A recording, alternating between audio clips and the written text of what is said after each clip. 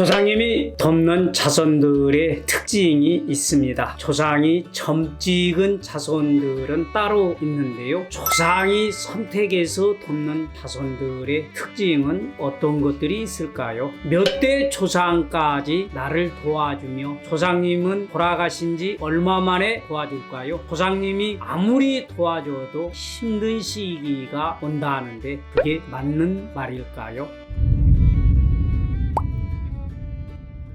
여러분들 안녕하세요. 성남 분당 보훈철학원장 역술가 보훈도사입니다. 오늘은 조상님이 돕는 자손의 특징과 징조에 대해서 알아보도록 하겠습니다. 첫 번째, 조상이 돕는 자손은 따로 있다는데요. 여러분들, 조상이 돕는 자손은 어떤 자손일까요? 뭔 조상이 후손 차별을 해? 후손이면 모두 잘 먹고 잘 살게 해줘야 되는 거 아니야? 라고 말하는 분도 계실지 모르겠습니다. 그런데 이는 살아있는 사람과 돌아가신 조상님을 똑같이 생각하기 때문에 그런 말을 하는 겁니다. 쉽게 말하면 조상이 돕는 증거는 집안마다 사람마다 상황에 따라 그 돕는 방법이 다르다는 것입니다. 실제 조상이 물에 빠져 죽을 목숨을 살려주었는데 내 보따리 내놓으라 라고 말하는 분들이 있단 말이에요. 이런 분들은 한결같이 조상님이 내게 해준 게 뭐가 있느냐고 말하곤 하는데요. 이런 분들은 명절 때에 조상을 위해서 물 한 그릇 떠놓은 적이 있는지, 또 조상 묘지가 어디에 있으며 어떻게 관리되고 있는지 한번 물어보고 싶습니다.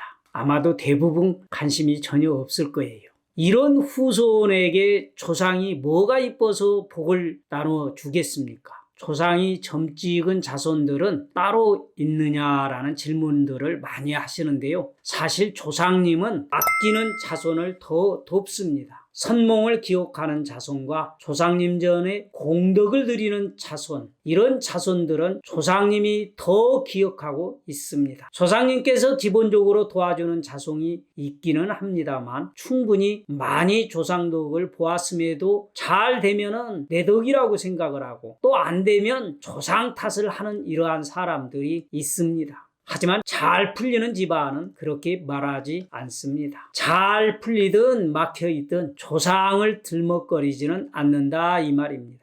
조상이 도운 사례를 하나 말씀드리면요. 저희 손님 중에서 20대 초반에 일찍 결혼을 해서 자녀 2명을 낳고 남편과 이혼을 한 후에 자녀들은 친정 어머니에게 맡기고 특별한 직업이 없이 이곳저곳을 전전긍긍하면서 어렵게 살다가 50대를 맞은 분이 계십니다. 그분이 제일 먼저 한 말이 조상이 자신을 돕지 않아서 자기가 이 모양 이 꼴로 살고 있다라는 말을 했었고요. 정말 그랬을까요? 여자 팔자 디움박 팔자라고 이런 말 들어보셨죠? 여자 팔자 디움박 팔자 이렇게 말하면 조금은 험하게 들릴지 모르지만 사실 맞는 말이잖아요. 여자 팔자에 관이 이엄하게 앉아있고 대운에서조차 돕지 않아서 이엄을 가중시키거나 혹은 관성이 공망인 여성의 사주가 남편 복이 없고 팔자가 생 그런 여성들이 많더라고요. 그러나 궁합이 잘 맞는 남자를 잘 만나서 이 여자분의 사주 팔자는 무관 사주인데요. 또 배우자궁이 충극으로 깨지고 있으며 대운의 흐름이 매우 힘들 수밖에 없는 그러한 사주였던 분인데요. 저는 이분이 30대 대운에서 분명히 한번 죽을 고비를 넘겼을 것이라고 말한 적이 있습니다. 실제 그분이 남편과 이혼을 하고 세상살이가 너무 힘들다고 생각을 해서 다량의 수면제를 복용하고 자살을 시도했던 적이 있었는데요. 제가 보니까 조상이 도우신 분이 틀림이 없어요. 듣지도 보지도 못했던 할아버지가 꿈에 나타나서 흩어진 머리에 머리핀을 꼽아주고 걱정하지 마라 내가 지켜줄게 라는 말을 하면서 두 손을 잡아주었다는 것입니다. 그래서 그분이 그 이후로 사업을 하는 이러한 남자를 만나서 함께 사업을 하기 시작을 하면서 40대 중반 이후로 크게 발복이 되어서 큰 돈을 벌었습니다. 그런데 이분이 자신이 잘해서 지금까지 그만큼 잘 사는 줄 알고 있더라고요. 그분에게 조상이 크게 돕고 있다고 조상에게 잘 하라라고 전해준 적이 있습니다만, 이런 분들은 조금만 조상에게 신경을 쓰고 조상을 챙겨드리면 크게 발복이 되어서 일이 엄청나게 잘 풀리고 또 엄청난 부를 누릴 수 있는 그러한 분들입니다. 조상이 돕는 사람은 조상이 직접 돕는 그런 경우도 있지만, 이처럼 대부분 남자를 통해서 돕던지 아니면 기인을 통해서 돕던지 이렇게 돕거나 또 애지몽을 통해서 메시지를 전달하는 경우가 많습니다. 예를 들어서 전혀 예상치 못하는 기인을 만나게 해서 그 기인을 통해 운빨을 트게 만들어 준다라든가, 이 전혀 생각지 못하는 일을 하도록 도와주어서 그곳에서 큰 돈을 벌게 해준다라든가, 전혀 가보지 않는 특정 지역을 보여주고 그곳에 있는 부동산을 사도록 꿈을 통해서 알려준다라든가, 그 밖에 위험을 느끼도록 해서 교통사고 등을 막을 수 있도록 미리 꿈을 통해 예지를 해주는 경우가 그런 경우입니다. 또 조상이 도울 때 그 시기도 분명히 따로 있는데요. 아무 때나 돕는 것이 아니라 운적으로 감당할 만한 때와 그러한 시기에 돕습니다. 어떤 도움을 준다 할지라도 그 도움을 받을 준비가 되어 있지 않으면 조상은 시와 때를 기다리게 됩니다. 그래서 적절한 시기에 돕게 되는 거예요. 그럼 몇 대 조상까지 나를 도와주며 조상님은 돌아가신 지 얼마 만에 도와주시나요? 란 질문을 많이들 하시는데요. 대부분 동기 가몽이 활발하게 일어나는 조상은 부모님, 조부모님, 증조부모님까지입니다.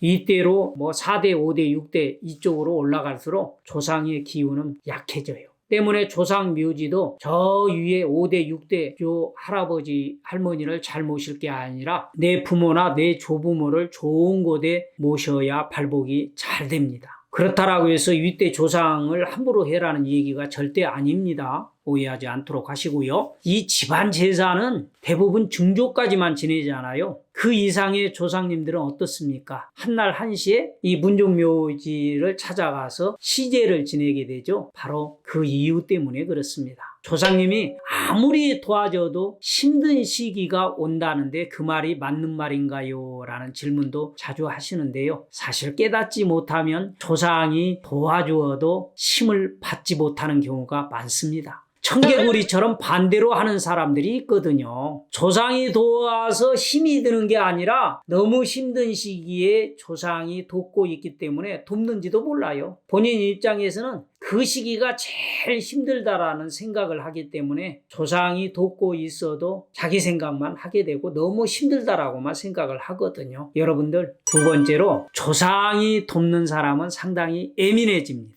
여러분들 신가물이라는 말을 들어보셨나요? 이 신가물이란 예전에 조상님들이 사찰이나 바다 혹은 깊은 산 속에서 공을 들이던 여러 가지의 공줄이 특정한 후손한테 내려와서 그 후손도 그 정성이나 공을 들이도록 무형의 압력을 주거나 심지어는 힘을 받아 모시도록 시달림을 주는 고통을 이 신가물이라고 합니다. 이런 사람들은 상당히 예민해요. 또 영적으로도 상당히 민감합니다. 그래서 이러한 사람들이 꿈을 꾸게 되면 꿈이 잘 맞는 거예요. 또 이러한 사람들이 무의식 중에 한마디 하게 되면 신통하게도 그게 잘 맞아 떨어집니다. 이처럼 조상이 돕는 자손은 신가물로 고통을 받기도 하지만은 이 신가물로 고통받는 사람들은 극소수에 불과하고 대부분 조상의 영향을 받는 사람들은 꿈을 많이 꾸게 됩니다. 또 이 조상 묘에 관심을 많이 두기도 하고 또 조상에게 드리는 제사에도 관심을 많이 두는 그러한 사람들이 많습니다. 그런데 이런 분들은 조상을 잘 모시게 되면요, 건강을 보장을 받게 돼요. 그래서 무병장수를 하게 됩니다.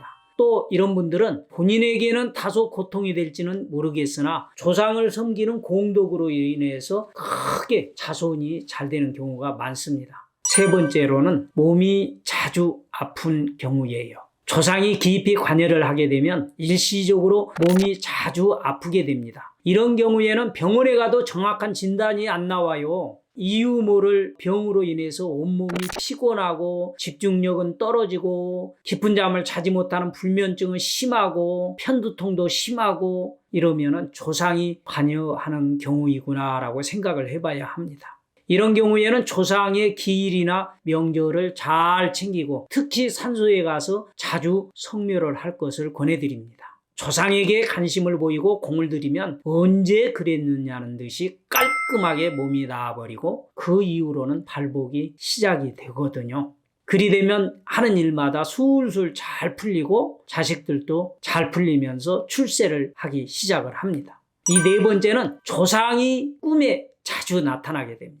대부분 돌아가신 부모나 조부모가 꿈에 나타나면 재수가 없는 일이 생긴다라고 이렇게 말하곤 합니다. 그분들은 반대로 말하고 있어요. 실은 위험한 일이 있을 때에 조상이 꿈에 나타나서 비껴갈 수 있도록 메시지를 전달해 주는 것입니다. 조상이 나타나면 어김없이 그날 안 좋은 일이 터지는데 죽지 않고 액땜 정도로 끝나는 것은 조상이 이미 알고 막아주고 지켜주었다라는 것입니다. 다섯 번째, 종교나 사주, 무속에 관심이 많습니다. 인생을 살아가면서 한두 번쯤 병고를 겪지 않는 사람들이 얼마나 될까요? 대다수의 사람들은 자신과 가족의 사주팔자, 운명에 대해서 적잖은 관심들을 가지고 있는데요. 특히 살아가면서 예견치 못하는 우여곡절을 겪는단 말이에요. 이는 스스로 도저히 제어할 수 없을 만큼 불안하고 답답한 운명의 흐름에 의아심을 갖고 적극적으로 접근하는 사람들이 많습니다.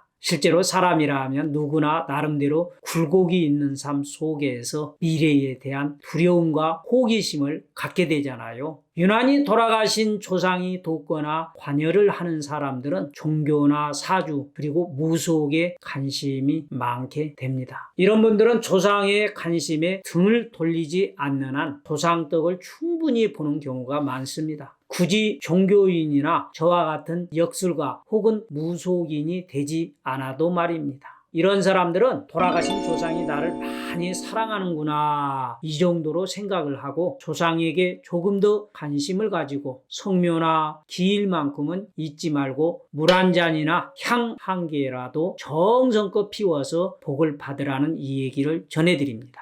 옛날부터 사람이 죽으면 돌아가셨다라는 말을 많이 쓰기도 하고 죽음 앞에서 하늘나라로 갔다라는 말을 많이 쓰곤 했지요. 이는 육신을 벗은 영혼이 처음에 왔던 하늘나라로 되돌아간다라고 해서 그렇게 말하는 것이었습니다. 산 사람의 생일이 있듯이 돌아가신 조상님도 제삿날이 있는데요. 제삿날이 되면 조상이 혼자만 오는 것이 아니라 돌아가신 다른 조상들도 함께 와서 음식을 흡양하기 때문에 제사를 잘 지내드려야 하는 이유가 여기에 있습니다.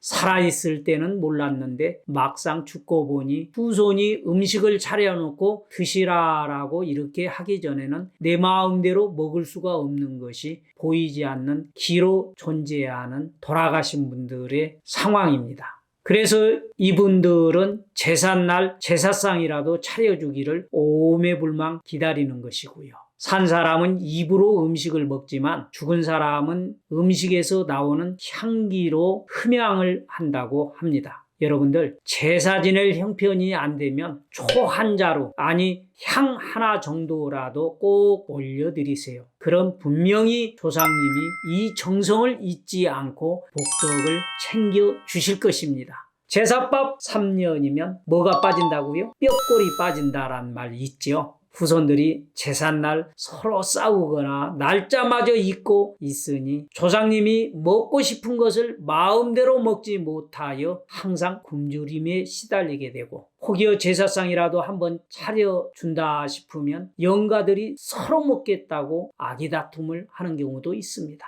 오늘 영상 보시고 시대에 맞지 않고 조상 존재는 나 알 바 아닌데 시답 잡는 토끼가 풀 뜯어먹는 소리를 하고 자빠졌네 이렇게 말하시는 분들 계실지 모르겠습니다. 뭐 이런 분들에게 욕을 얻어먹을지라도 도움이 되시는 구독자 여러분들이 있을 터이니 한마디 더 하도록 하겠습니다. 여러분들 산 사람이 거주하는 집이 있듯이 죽은 사람의 집 묘지라는 게 있지 않습니까? 우리가 살아가는 삶의 터전도 더욱 더욱 나은 생활 환경 속에서 살아가고 싶듯이 돌아가신 후에 영혼으로서의 삶도 이와 같아 돌아가신 조상님들도 좋은 명당 묘지터에 자리하고 싶기를 바라는 마음이 있습니다. 돌아가신 부모와 조상의 시신은 좋은 묘터에 안장을 함으로써 그 유골과 영혼이 편안하게 해드리는 것이 자손의 도리일 것입니다. 또한 그것이 효일 텐데요. 그런데 오늘날 이런 소리를 하면 헛소리 연병지랄을 하고 자빠졌네, 이렇게 이 얘기를 한단 말이에요. 좋은 묘터에 안장된 여러분들의 부모와 조상의 유골은 이게 매장을 했던 화장을 했던 수목장을 했던 그걸 떠나서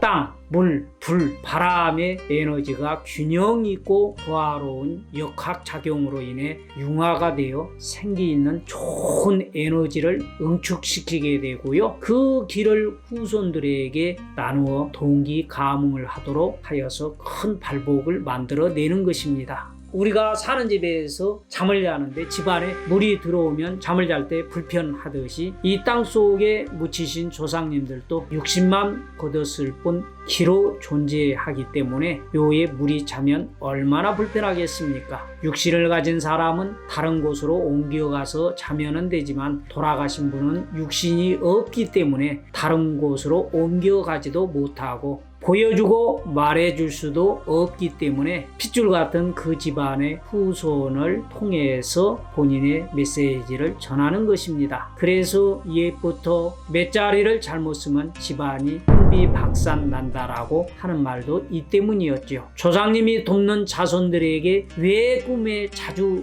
보이고 자주 나타나겠어요? 육이 없어 보여주고 싶어도 보여줄 수가 없고 말을 해서 들려주고 싶어도 들려줄 수가 없기 때문에 방법이 없어서 꿈을 통해서 메시지를 전달하는 것입니다. 그저 후손은 배부르고 등 따뜻하면 자신이 잘나서 잘 사는 것으로 알고 조상이고 뭐고 그런 생각들은 하지 않는 분들 있습니다. 오히려 귀찮게 여기는 것이 요즘 일반적인 마음이기에 안타까울 뿐입니다. 여러분들의 조상은 안녕하신가요? 오늘은 여기까지입니다. 조금이라도 도움이 되신 분들은 구독, 좋아요 잊지 말고 꼭꼭 눌러주시고요. 저는 더 좋은 영상을 들고 또 찾아뵙도록 하겠습니다. 끝까지 시청해 주신 여러분들 대단히 감사합니다.